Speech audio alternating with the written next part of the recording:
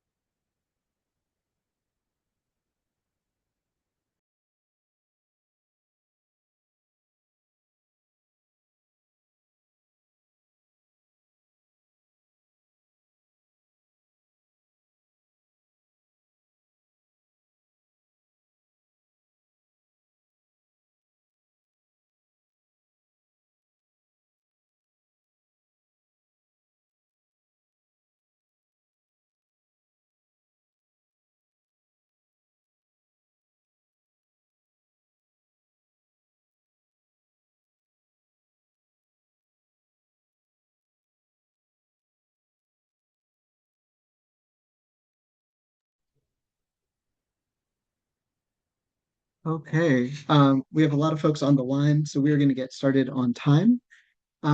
Thank you all for being here. Welcome to this educational webinar titled Flexible Interconnection in New York State, where we're going to be sharing the results of a study on the technical potential, a cost-benefit analysis, and policy implementation considerations for flexible interconnection in New York.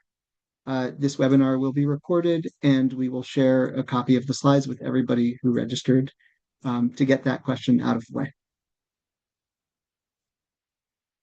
I'm going to start with a disclaimer. This study was funded by the New York State Energy Research and Development Authority, or NYSERDA, under the Electric Power Transmission and Distribution Future Grid Challenge Program Opportunity Notice. So this was a competitive solicitation that we responded to back in 2023. We had a contract period running from March of 2024 up until May of this year. NYSERDA has not reviewed the information contained in this presentation, and the opinions expressed in the presentation and the associated study do not necessarily reflect those of NYSERDA or the state of New York.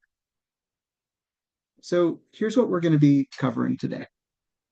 We're going to do a quick introduction where we'll introduce the project team, give a little bit of background about New York's community solar and retail storage market, with it in mind that we have many attendees who are from other states or perhaps even other countries and might not be as familiar with New York's market and the conditions.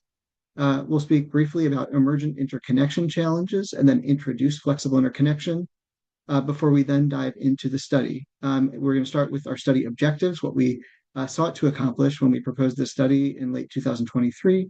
And then we're going to walk through the results. And we'll go basically sequentially with how we completed the study, starting with an overview of the stakeholder engagement that we did and the use cases that we identified for the study. And then we'll be passing it to EPRI, who's going to walk through the flexible interconnection technical approach.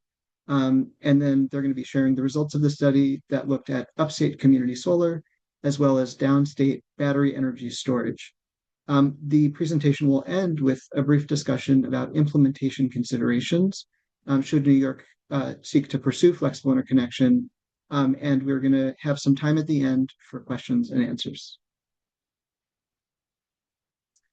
Okay, so I just want to acknowledge the project team. So is myself and my colleague Dhruv Patel at NYSEIA, an excellent team at EPRI, Peter Richardson and Russell Like, who you'll be hearing from today, but also Wei Ren, Nadav Enbar, and Taeyang Kim. At New York Best, Bill Acker, Carly Dupuy, and Richard Sturdivant.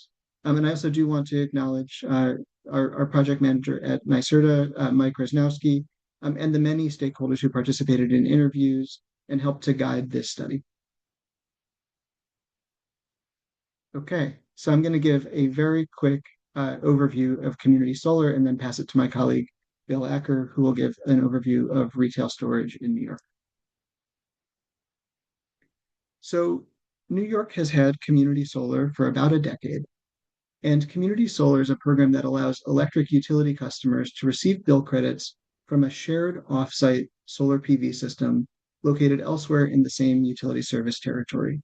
So the image that you see on the screen That's a community solar project that could perhaps be delivering utility bill credits to hundreds of individual households and businesses in that same utility service territory. Community solar is important from a policy perspective because it makes direct solar bill savings accessible to renters and to low-income households who might not be able to put solar on their own home. New York has installed more community solar capacity than any other state in the nation, and community solar has been a major driver of capacity addition in upstate New York. Just to give you a sense of scale, um, we installed about a gigawatt of community solar last year and about a gigawatt of community solar the year before that. So the individual projects are relatively modest in scale, but they do add up. Community solar projects in New York are typically 5 megawatts AC, and most projects of this scale are in upstate New York, primarily because of real estate availability. Community solar projects connect to the local electric utilities distribution system by the New York State Standardized Interconnection Requirements, or the SIR. Under the SIR, the way that this works is that a solar developer or a storage developer applies for interconnection with the local utility. They pay the utility to complete a study on the impacts that that system will have and what, if any, additional upgrades or protections are needed to safely interconnect that system. And then they provide an estimate of the cost and a description of the scope of upgrades. If a solar developer wants to move forward with a project, then they make a payment for the full amount of those upgrades, and the utilities then make those upgrades and the developer builds their projects. If the cost estimate is prohibitive, then they withdraw from the interconnection queue and cancel the project. Solar projects that connect to the distribution system in New York State are compensated under the value of distributed energy resources, or the VEDR tariff. The VEDR tariff provides compensation using a value stack. It includes different components. It includes the wholesale locational-based marginal price. It includes demand reduction value, which is compensation for the deferral value that the distributed energy resource is providing to the system.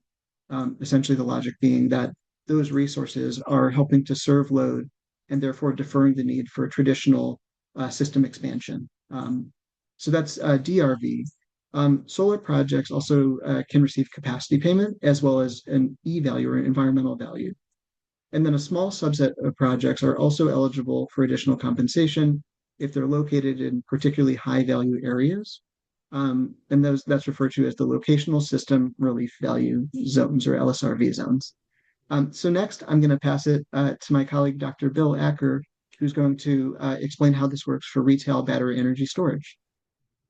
Thanks, Noah.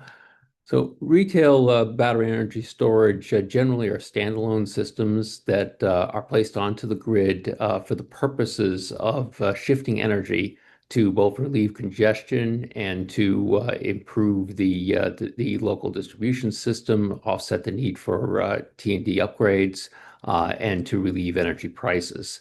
So retail energy storage projects are typically near 5 megawatts. Because the rules go up to 5 megawatts, economies of scale drive the projects to be typically as close to 5 megawatts as possible, depending on what the site will bear.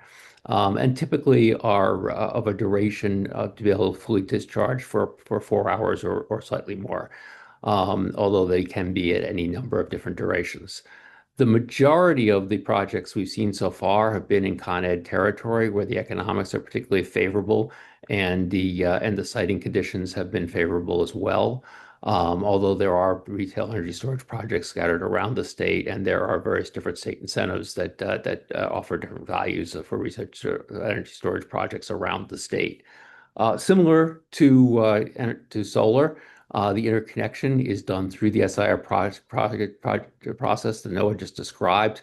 But a very important difference is that because the batteries are an asset that both takes in energy and puts out energy, they have to be studied both for charging and discharging. And this is particularly important for flexible interconnection in the future because energy storage is so flexible, because it can charge or discharge, it can be operated in ways that are immensely beneficial to the grid, or it can be operated in ways that are illogical.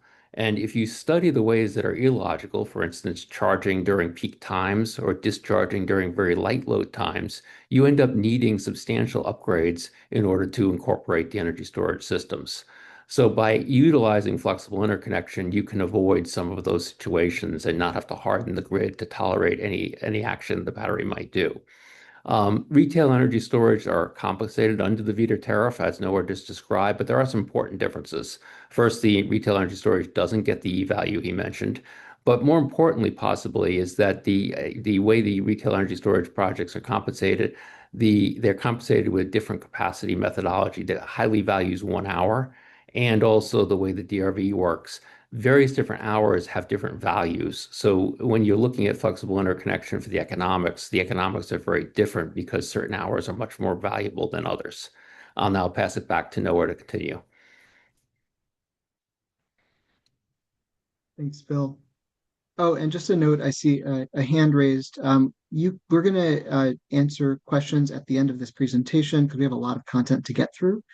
So if you have a question, you can either drop it into the chat or ideally use the Q&A function to ask a question so that we can keep track and make sure that we get to it. Okay, so I'm going to talk about emergent interconnection challenges in New York State. So in recent years, the cost to interconnect new community solar and retail storage systems has increased significantly. Under traditional methods of assessing hosting capacity, a growing number of substations in our state no longer have capacity for new 1 to 5 megawatt projects to interconnect. So one way to think about this is that in New York, we're victims of our own success. We have a vibrant community solar market. We have a vibrant retail storage market. And we are building a fair bit. And so as those resources are added to the system using traditional methods, we're running into prohibitive upgrades. And these upgrades that we're running into are not only cost prohibitive, but also have multi-year implementation timelines that are incompatible with distributed energy resource development timelines, resulting in project cancellations. And to date, while solar and storage projects have been able to pay for local system upgrades, line upgrades, 3V0 at substations, as of yet, they have not been able to cover the cost of transformer bank upgrades, where thermal limits have proven to be the constraint. And this graph that you see on the right side of the screen, this is the average cost estimate that's come back from New York's utilities from 2019 through 2024 for systems that were studied between 1 megawatt AC and 5 megawatts AC. So as you can see, there's a significant upward trend. To be clear, this is the estimated cost. So a lot of the projects that are receiving, if you receive a $1,000 per kilowatt or per megawatt, per kilowatt study result, those projects are most commonly withdrawing from the queue. So this is really the challenge that is motivating a lot of the interest in flexible interconnection in New York, and that motivated this study. And so with that, I'm going to pass it to my colleagues at EPRI, who are going to introduce flexible interconnection. Great, thanks, Noah. Hi everyone. My name is Peter Richardson. I'm just going to give just a quick explanation of what it is we mean by flexible interconnection from the purposes of this work. So I guess flexible interconnection really is an interconnection approach or a mechanism that really allows DER to kind of operate flexibly, and that its output can then be actively managed or curtailed during various grid conditions. And what this can do then is allow us to maybe install some additional DER beyond what would be the traditional sort of firm interconnection agreement limits, and operate that in a flexible sort of manner, or curtail the output when that output from that DER is going to exceed the available hosting capacity. I guess from the utility perspective, what this can mean is potentially higher hosting capacities and better or increased utilization of existing assets, potentially deferring or even avoiding distribution upgrades in certain cases, all the while maintaining a minimum level of reliability. From the developer perspective, flexible interconnection can potentially lead to faster, lower cost interconnections, and potentially also the ability to maybe deploy larger DER projects than would otherwise have been the case. And that is all obviously subject to a certain estimated level of curtailment that would be expected as a trade-off for that type of interconnection. And as really just to say that, I guess over the last several years, there's been several pilots across many jurisdictions and even internationally as well, looking into the potential opportunity for flexible interconnection and how it might be implemented. And we're starting to see, even in the last couple of years, flexible interconnection being offered as a means in a sort of business as usual manner as well. So on the next slide, we just have a quick visual representation just to kind of maybe give an indication of what this looks like. In this graph, we're kind of depicting what we mean by the conventional interconnection limit, if you like, or the traditional one. So in the black dashed line, we have what we call a sort of time-varying hosting capacity, which is essentially the capacity on a feeder that could potentially accommodate DER output. Typically, the minimum value on this hosting capacity curve would define what we consider to be the conventional limit or the firm interconnection limit, if you like. And this would specify really the maximum level of DER capacity that could be installed at this particular location. And that's defined here in this case for a solar PV DER shown in the red dash line with its maximum output. So you see there's potentially a lot of unused capacity in this case that essentially just isn't being utilized under firm interconnection. And if you click through again, we'll see an example then of what flexible interconnection can allow. In this case, with flexible interconnection, we can install an increased level of DER capacity, allowing for greater output and better utilization, I guess, or increased utilization of that available time-varying hosting capacity, with the proviso that whenever that output is going to exceed that time-varying hosting capacity curve, that it would be curtailed and output would be essentially restricted during just those times. And what this leads to is essentially a greater output from a DER at that same location. So that's really just to give a sort of brief explanation of what it is we mean by flexible interconnection for the purposes of this project. So I'll hand it back to NYSEIA colleagues. Thanks so much, Peter. Next, I'm going to talk about the study and what we hoped to accomplish when we partnered with EPRI and New York Best and submitted our proposal to NYSERDA back in late 2023. So we had three main objectives. The first was to identify promising use cases for flexible interconnection in New York State, right? So flexible interconnection, as Peter just described it, could really be applied at all different scales for all different types of projects. So we wanted to hone in on a couple of use cases, understanding that, there are limits to what could be done in a single study, and we had to focus.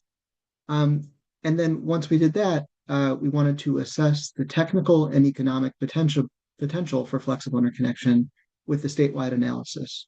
So up until this point, there have been a few more localized studies looking at what would be the potential benefits of flexible interconnection at a particular substation where there's granular load data available.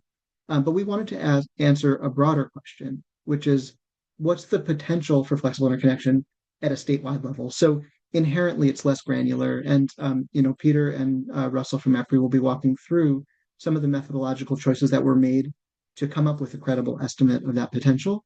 But that was really what we were hoping to accomplish. And then the third piece was to identify key implementation considerations that will need to be addressed to facilitate broad adoption or a rollout of flexible interconnection in New York State, really with an aim towards helping to advance a conversation in New York about what are the things we would need to think through if, from a policy perspective, this was something that the state of New York chose to pursue.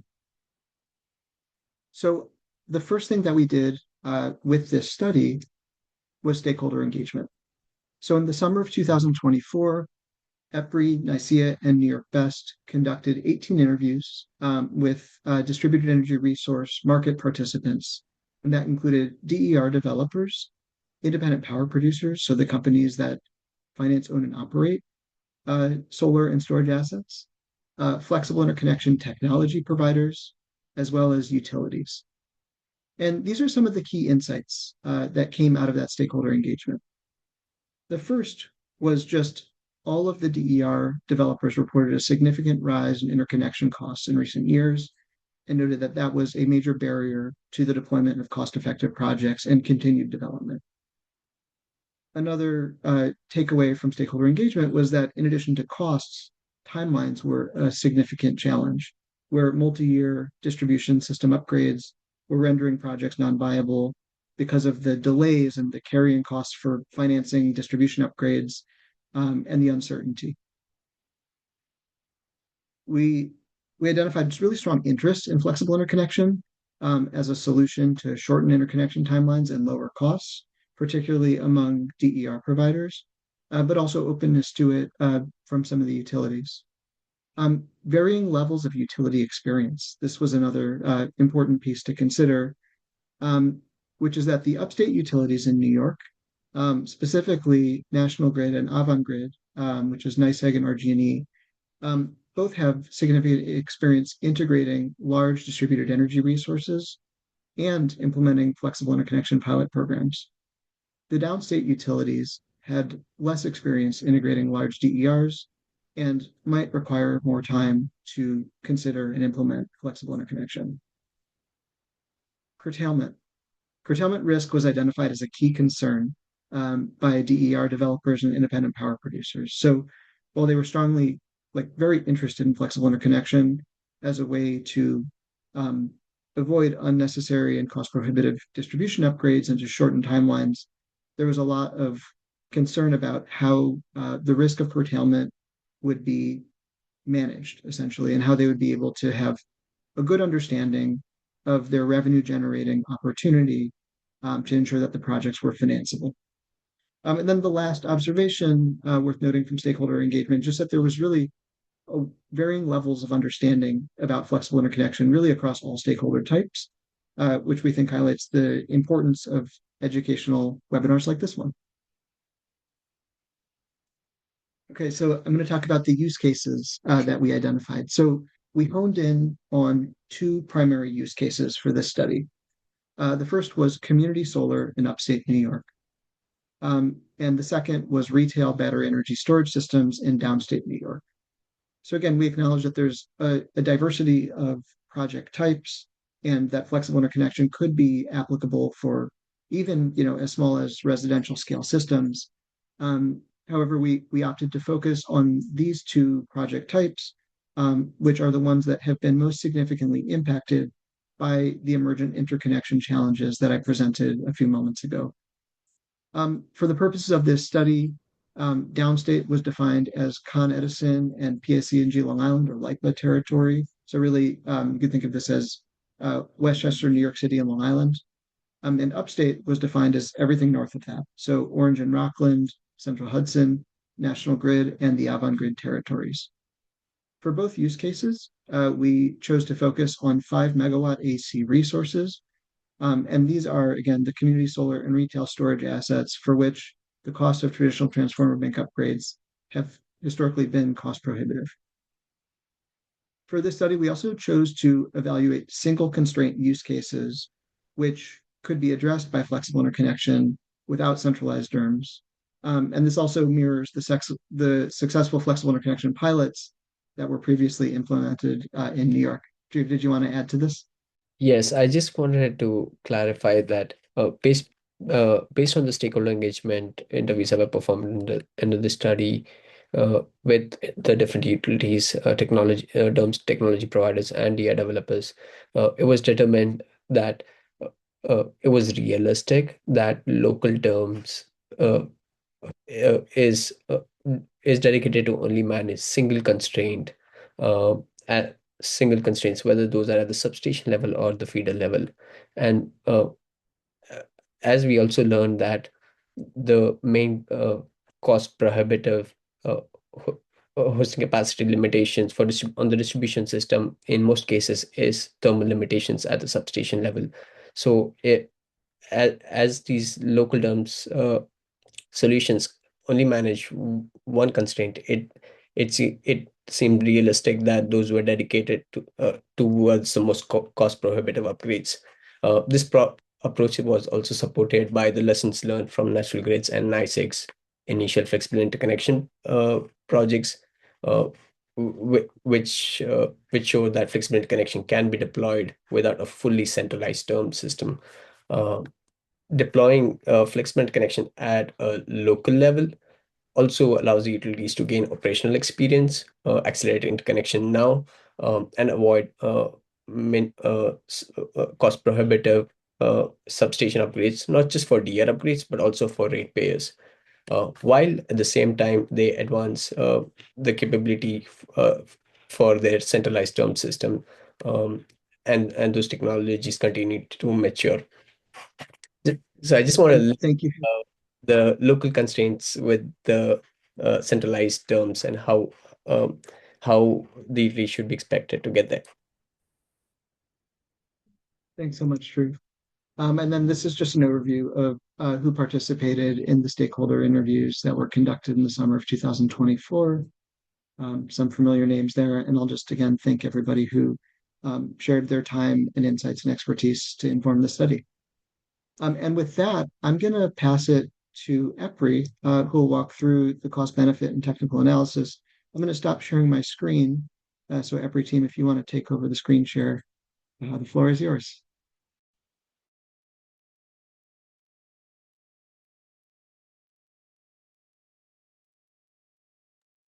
Great, thanks, Noah. Can you see my PowerPoint there? You do, but Peter, if you click from beginning in the top left, it's going to go into full screen. There you go. Yeah, great. Okay, great. Thanks, Noah. Yeah, so I'll just run through here a sort of summary of the task we performed related to the cost benefit analysis piece of this project. This consisted really of sort of a description, I guess it consists of a description of our flexible interconnection technical approach, and then we'll talk a little bit about the techno-economic analysis we conducted for both solar and battery energy storage. So as Noah mentioned, this was really a sort of statewide analysis to assess the sort of conditional DER flexibility interconnection opportunity across the entire state. It consists of both a sort of technical assessment piece and an economic feasibility piece as well. And as we mentioned, we're looking at just solar PV and standalone battery energy storage, so not hybrid situation, just for this project. As has been mentioned, the primary constraint considered here was the substation thermal or transformer thermal limits. There are obviously many other different system constraints that could impact hosting capacity at various locations. But for the purpose of this sort of high-level study, we only considered the thermal limits from the transformers.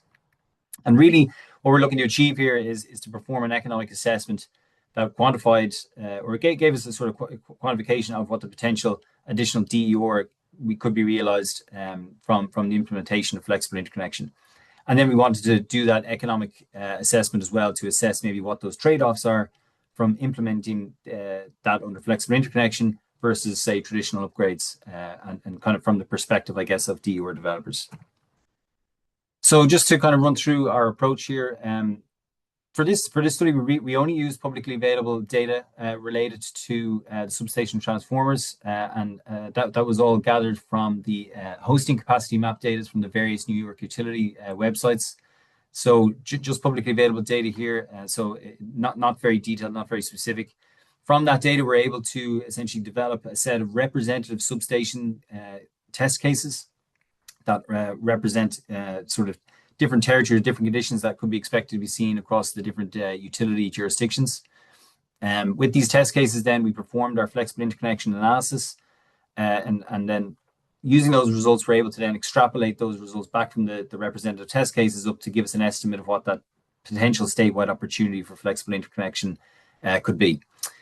So the aim really here is to investigate the potential for the additional DER that could be installed under flexible interconnection. And then, as I said, to perform that cost benefit analysis to evaluate the economic feasibility. So that's just an overview of the approach we took in this section of the project. And I guess just to maybe add some additional clarity on what was in the scope for this project and maybe what was not. Really, what as I mentioned, we were looking to do here was assess what that conditional opportunity with the sort of higher level or upper level of the range for the opportunity of additional DER operating under flexible interconnection. It's really based on what the potential revenues are going to be available to DER developers from operating in flexible interconnection. And as I said, it's a high-level statewide economic assessment, and it's just using publicly available data. So it's not very detailed. It's not getting into the specifics at various locations. We're looking at this from a sort of a bird's eye view, if you like. And just to clarify, I guess what it's not, like this is not in any way a utility planning analysis that's investigating anything like the optimal DER capacity. that could be expected under flexible interconnection. We didn't consider any sort of planning objectives like least cost or liability, anything like that. As I mentioned, we didn't have the detailed, we didn't have the detail or the scope, in fact, even to conduct a sort of specific detailed studies looking at where DUR siting might be preferential under flexible interconnection. And we're not conducting in this any sort of project pipeline forecast analysis. While we did use things like information from the VEDR that Noah referenced earlier related to tariffs, this is not kind of influencing or suggesting or recommending any sort of tariff or rate designs either. So really just to provide some context there on what we were trying to achieve with this section of the project. So as I said, we were able to obtain a certain amount of data related to the substation transformers across the various New York utilities from the publicly available hosting capacity map websites. This consisted of information related to the substation rated capacities, transformer capacities, the peak loads that were experienced at those transformers, for each of those transformers, and things like the existing and planned distributed generation installed capacity that would be at each of those or connected to those transformers. So with that information, then we were able to apply sort of well-known clustering methods to categorize these substations to create our representative test cases. So the illustration here on the right just kind of shows an example of what that maybe looked like for one of our utility test cases. So you have a collection there of data points reflecting the transformer rating, the peak load at that transformer, as well as the DUR that's installed at that transformer. And then we're able to create clusters. And from those clusters, then we can develop a representative test case, which is essentially represented by the red X's here shown in this illustration. So for each of our utilities, we can refine that big collection of data down to a certain subset of representative cases, which we can then use to perform our fixed analysis on. And we did that then for both solar PV and BESS in those territories, those upstate and downstate territories that Noah referred to earlier. Obviously, there's some limitations that with taking this sort of high-level approach in terms of getting a sort of accurate assessment of flexible interconnection. Here, as I mentioned, we're only considering the thermal constraints of the substations, but if you were going to do this sort of analysis on a specific location to assess a particular technology, you would need to be accounting or modeling or considering things like the feeder topology in that region as well, various DUR, load, locations, types, etc. For this study, we didn't have that sort of information. So what we did was apply sort of generic time series profile for both load and DUR, but that's representative of what might be expected in those particular regions. Other factors can also impact, obviously, the flexible interconnection opportunity for any projects. Things like the dispatch policies for curtailment can impact the curtailment levels for individual projects. And you have other factors like hosting capacity buffers that may be implemented by the utilities. Smart inverter functions can also impact the results as well. And there's many more. So it's just to kind of just state that up front that there's obviously a lot of other factors that would be at play here, but not considered in this study. So moving on then just to the flexible interconnection analysis of solar PV in the upstate regions. So having developed our representative cases for the substations, we then would have applied our 870-60 hour load profiles and DER profiles based on that radiance data for those regions and the load profiles for those regions. And with that information, then we can perform our fixed analysis by incrementally adding DER to that substation and then seeing kind of at certain points or at certain levels the expected curtailment. We can measure in the expected curtailment that amount of DER would expect to potentially see in that test case.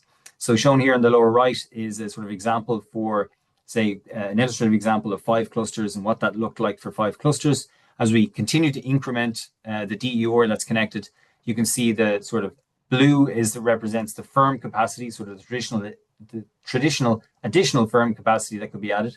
But if you're going into the flexible region and have a flexible interconnection and can tolerate up to 5% curtailment, you can see this additional capacity represented in orange, and again pushing that up to 10% curtailment, additional capacity represented in the gray. So from these results, from these analyses, basically, when we look at the upstate territories, we can see that the potential increase in PV capacity under firm interconnection can be about 17%, but with 5% curtailment, that goes up to about 71%, and with 10%, we get up to 97%. So these are the sort of results we would have obtained from the technical portion of the analysis, and these would have been fed in then to the economic piece, which I'll hand over to my colleague Russell here just to talk through briefly. Peter, before we move Yes. on to that, actually, could you just very quickly explain why there's an increase in PV capacity associated with firm? Because I think that might not be intuitive. Sure. Yes. Yeah. Thanks for that. No. Yeah. That's a good clarification. So I guess essentially on the existing substations, if we take the data points that we measured in terms of the transformer rating, the existing load, peak load, and the profiles that are associated with that, as well as the existing DER and planned DER, there's still going to be some available capacity left. It's not that available capacity is not necessarily fully utilized as it is right now, or as it was when this data was obtained, I guess. So there is some, I guess, traditional capacity already available. And what we did in this study was to, assess, well, how much additional installed DER can we get under firm interconnection or traditional interconnection methods before we then move into the flexible realm. So that's really represented by the blue piece here in this lower right graph. I don't know if that, Noah, you think that answers the question? Or... No, that's great. Thanks, Peter. Great. So I guess we'll just move forward here, and I'll hand it over to Russell. Yeah. Thanks, Peter. Yeah. So using the data that Peter described that was generated for the estimated amount of PV that could be interconnected under the various scenarios, under the firm scenario, and then 5% tolerating 5% curtailment or 10% curtailment, proceeded to do an economic analysis on a generalized statewide or upstate statewide basis to see what those 5 and 10% curtailment levels looked like compared to what could be added firm. So these are the assumptions underlying the economic analysis. So I'm not going to read through each one individually. I'm just going to point out a couple of things. The O&M for the scale of PV installations we were looking at was neither escalated nor discounted due to the fact that those costs seem to be not necessarily increasing much, perhaps even slightly decreasing. The DERMS costs, which can vary significantly, were drawn from insights we received from the stakeholder interviews associated with this project. And the ITC, which, as you may be aware, it is the provision of the federal tax code that provides the 30% reduction in the capital cost or tax credit on the capital cost for PV, was repealed in the legislation that was passed during the course of this work. Although some projects in the pipeline, depending on a number of factors, can still qualify. So we did the analysis for PV both with and without the investment tax credit. So having said, and also the time horizon we looked at for PV was 25 years. Peter, next slide. So the base case was represented by that 17% figure that Peter mentioned a few slides back, and that we did a little further explanation of. The base case is the amount that you can add on a firm basis without any sort of additional upgrade or without instituting any sort of DERMS or other additional operating management feature. So, and then we compared the net additional revenue you can get under the 5% curtailment rate against the amount you can add firm, as well as comparing the amount of additional revenue you can get under 10% curtailment with the amount you get at firm. So what we're doing is looking at the additional upfront and operating costs for a greater amount of capacity, with the caveat that this greater capacity will not be fully utilized due to the 5% or 10% curtailment.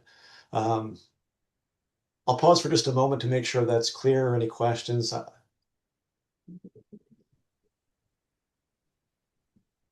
right, let's proceed to the next slide then. So looking on a statewide basis, and again, please recall that this is generalized. There are going to be exceptions to these within every utility service area. But on a generalized statewide basis, without the ITC, at a level of the amount of capacity that you can add, accepting a 5% curtailment level, ends up being very cost positive for both National Grid and for Orange and Rockland service territories under both the 5% and 10% curtailment levels. It is not effective without the ITC, again, on a generalized basis in Avangrid or Central Hudson, but that does not necessarily mean that there won't be individual locations where it will be effective. This is just generalized.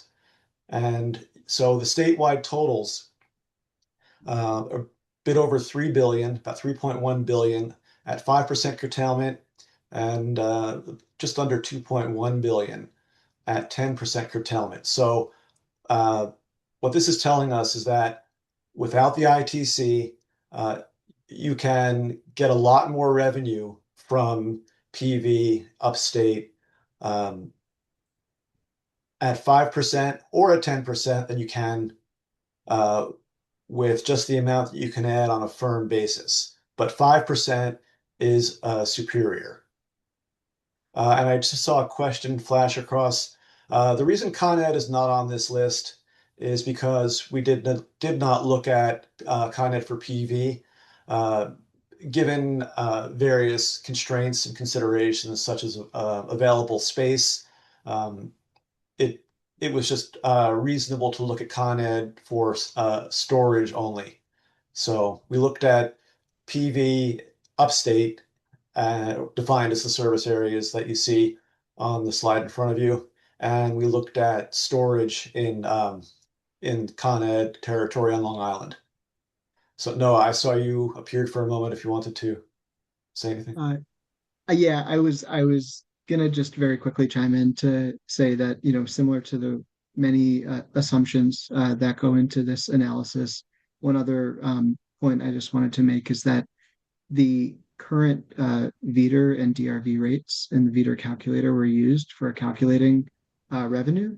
And as many on this call are likely aware, in December of last year, the New York State Department of Public Service actually proposed updated DRV rates, which could materially impact the results of this, right? And similar to many of the other variables. That was just the only point I wanted to make, Heroes.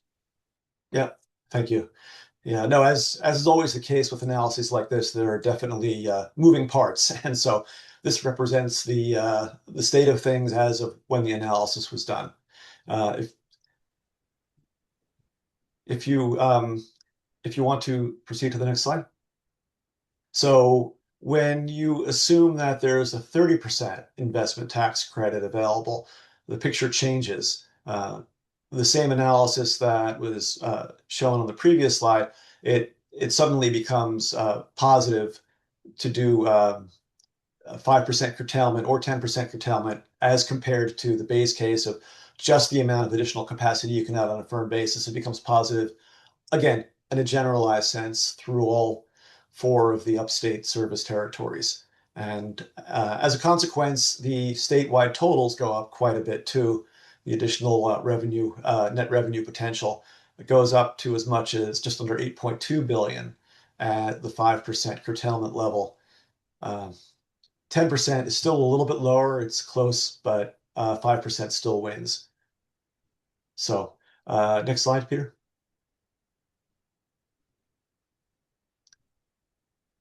And we also looked at whether the curtailed energy that would be lost under the 5% or 10% curtailment scenarios would have merited a traditional substation upgrade.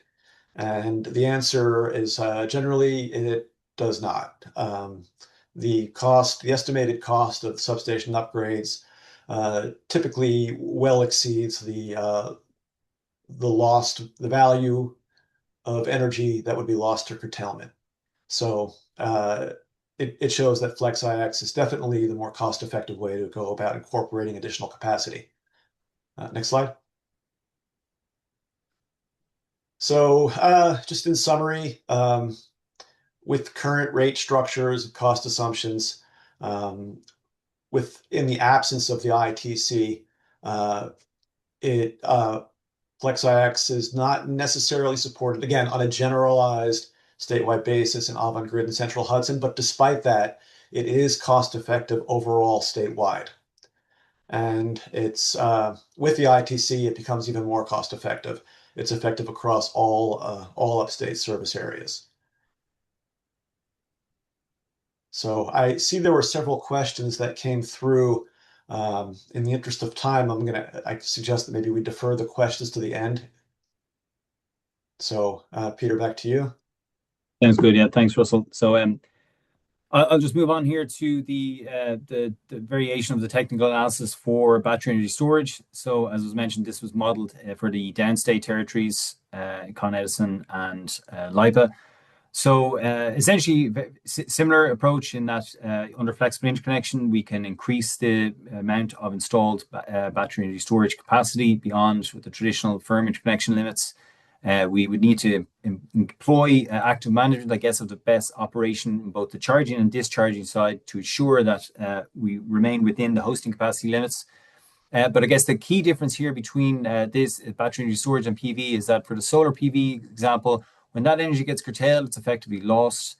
Whereas with battery energy storage, when charging or discharging is curtailed, it's essentially deferred or has the potential to be deferred to a subsequent time when that capacity becomes available again and so can be utilized. So this is an illustrative example here on the right of what the approach we took to modeling this in this project, whereby the battery number 3 there in the blue is the one that gets curtailed at the beginning of the charging period on the top left there of that figure. And you can see then that it just defers its operation so that it continues charging later into the charging window. And that's the same for batteries 4 and 5, with all 5 batteries in this case being able to discharge during those high value hours later in the day. So while this is just an example of how batteries, multiple batteries may operate under flexible interconnection, it's not obviously the only way, but it's the approach we took to model it to try and maximize the utilization of that available capacity. So with that in mind, we took sort of 2 approaches to estimating what the potential additional battery energy storage capacity could be under flexible interconnection. One we refer to as a window limited scenario, whereby we ensure that all of the flexible interconnection battery charging occurs within a defined charging window. And the second one, which we call the sort of full charging or the optimal economic case, is one where we maximize the revenue that can be obtained from discharging during the high value discharge hours, as long as the charging costs associated with that are recouped in that case. So essentially a sort of optimal revenue scenario. So the graph on the right is kind of it's maybe a little detailed for what we have now, but essentially what we're tracking here in the blue plot is the imported energy during the charging side, which is essentially where we see a lot of the curtailment occurring, and in the orange plots then the associated revenue earned from that battery in each of those cases. So as you see, as you increase the battery size or installed capacity on the x-axis, you're increasing the amount of energy that can be charged and therefore the energy that can be discharged and revenue earned in the orange plot. So we have two sort of markers, I guess, where we determine the installed capacities. One is the black dashed line, which represents the point at which we've maximized the available hosting capacity within the charging window. So in this case, about 225 megawatts in this example that we're showing here. But if we were to optimize based on revenues and allow charging to occur outside of the charging windows, but that there's revenue to be made essentially from discharging hours, that can be increased potentially in this scenario up to maybe 260 to 270 megawatts in this case. So this is essentially it's a very brief summary of the analysis we took for each of our representative substation cases for the battery energy storage side. But it allows us to essentially get indicative figures for the potential additional DER capacity that could be installed under flexible interconnection.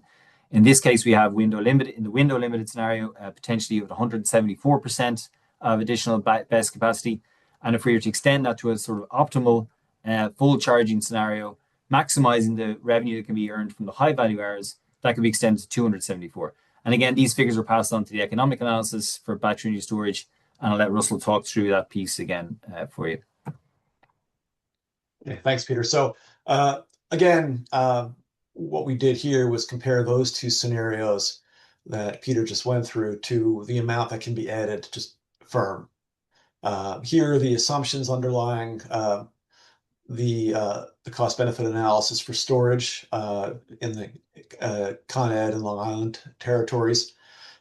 We did assume persistence of the 30% investment tax credit for storage capital costs. And the other assumptions, again, I won't read through all of them.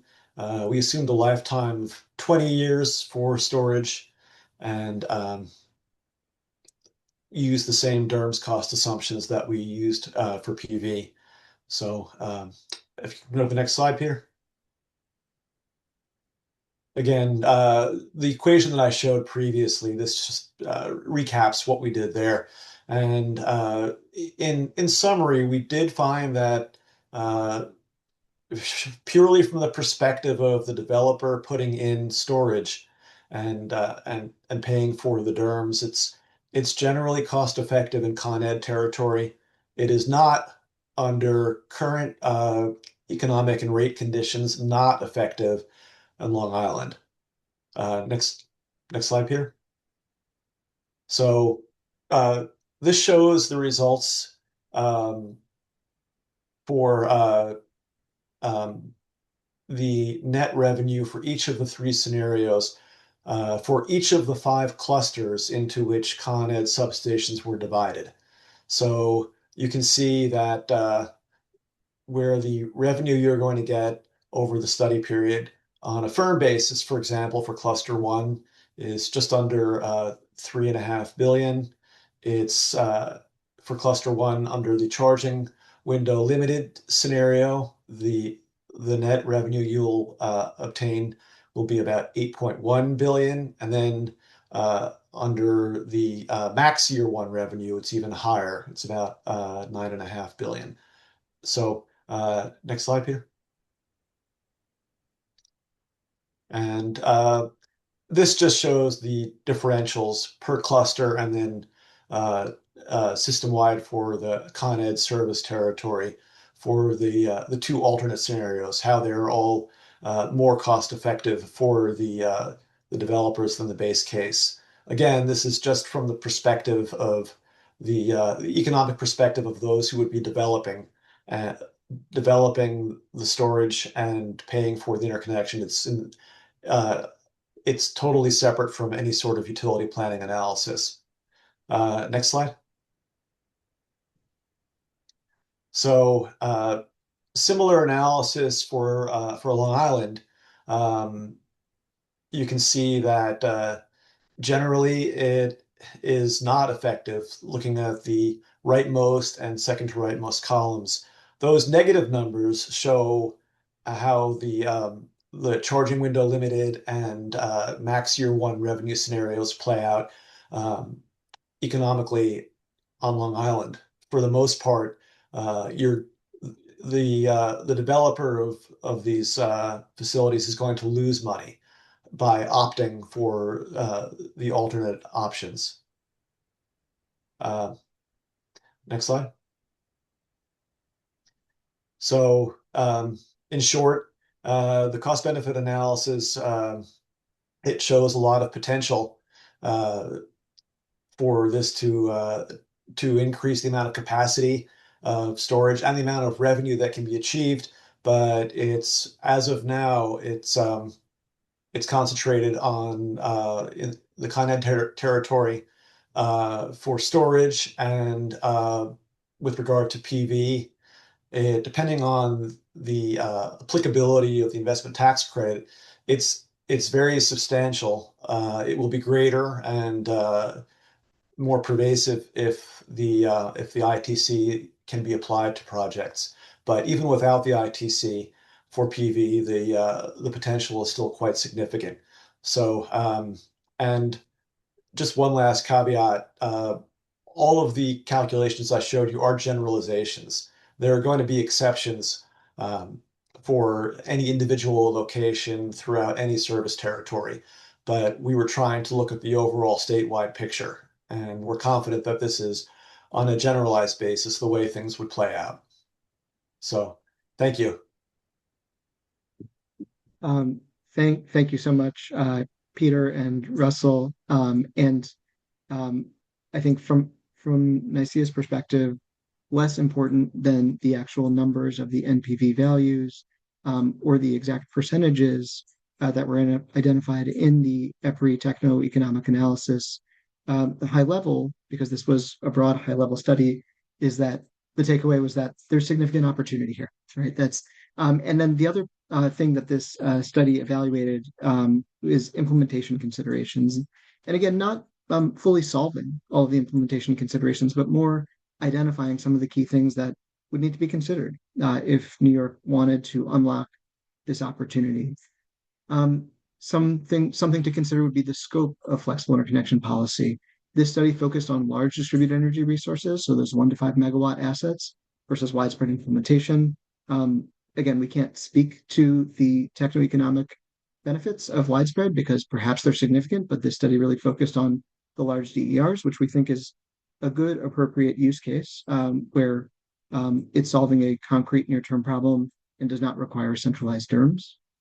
And then a big subject is how to manage curtailment risk. And there are a number of questions that have been asked in the Q&A about, what would protect the owner of an asset from excessive curtailment beyond the expected level. And that's, one of the key challenges we think to actually realizing some of this potential is developing an equitable and transparent framework for quantifying, allocating, and managing curtailment risk. And then just to note that a differentiated approach might be required for PV and BESS because battery energy storage systems are, on the one hand, much more flexible, and on the other hand, their revenue is much more time sensitive, where they need to be able to export during particular peak hours, which again should be in the interest of the grid. We note that there perhaps needs to be a phased approach for battery energy storage systems, an initial approach that could focus on cases with minimal impact on project economics, then broader implementation that would need to basically be thinking about how interconnection and rate design come together. New York has some proceedings where perhaps that would be appropriate to explore. There's a question about flexible interconnection in parallel with firm or as a wholesale shift. How this fits with our current cost sharing rules.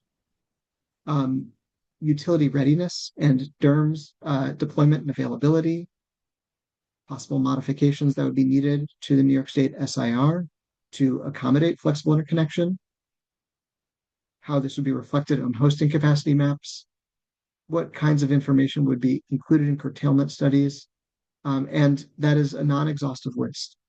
But I do want to end on some key conclusions from this study.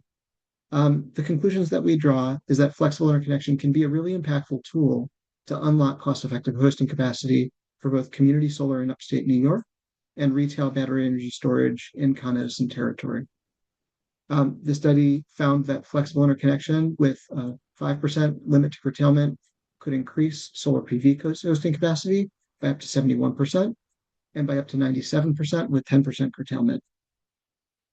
Deploying the same amount of solar enabled by flexible interconnection with traditional methods would require $7.4 to $7.9 billion for transformer bank upgrades. A less economic approach and frankly, an uneconomic approach in those projects would not be able to move forward under current rate design and economic conditions.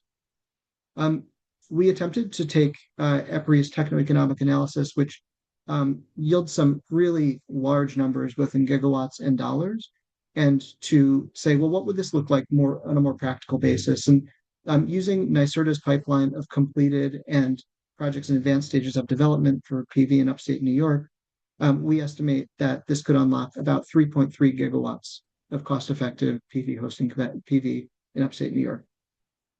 For retail battery energy storage in downstate, flexible interconnection can address constraints on both charging and discharging, potentially enabling an estimated 174 to 274% increase in storage hosting capacity in Con Ed territory.